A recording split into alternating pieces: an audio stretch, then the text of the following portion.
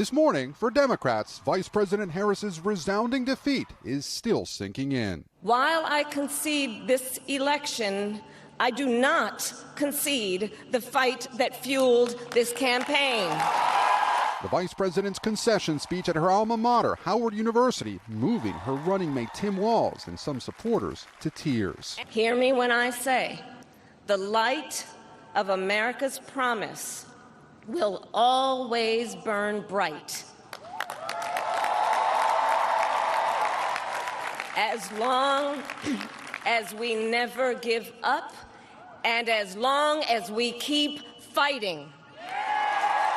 It was a brief but historic campaign. Harris taking over the Democratic ticket barely 3 months ago.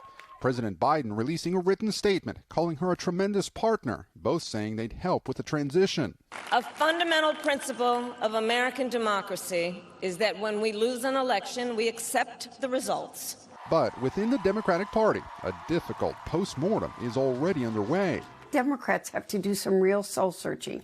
We can't just go in and talk to people a month before the election and take them for granted. A lot of people are tired of being taken for granted. Exit polls show 3/4 of voters felt dissatisfied or angry about the way things are going in the country today.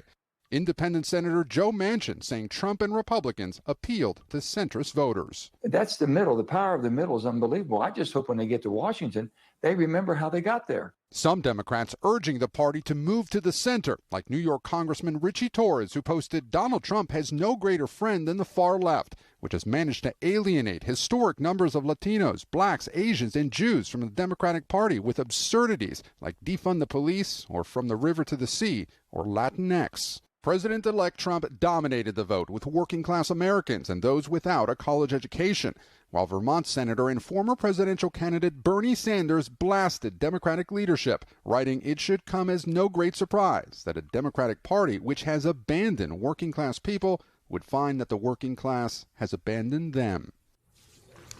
Gabe, a lot of finger pointing. Of course, the Harris campaign under fire, President Biden under fire, a lot of recriminations within the Democratic Party.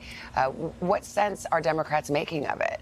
Yeah, Savannah, there is a lot of finger pointing going on right now. Democrats doing a lot of soul searching. Some say that the Harris campaign and the Biden administration turned to immigration too late in this race. And some are also second guessing the vice presidential pick of Tim Walz and whether Pennsylvania Governor Josh Shapiro might have helped deliver that key battleground, even though she may end up losing every swing state.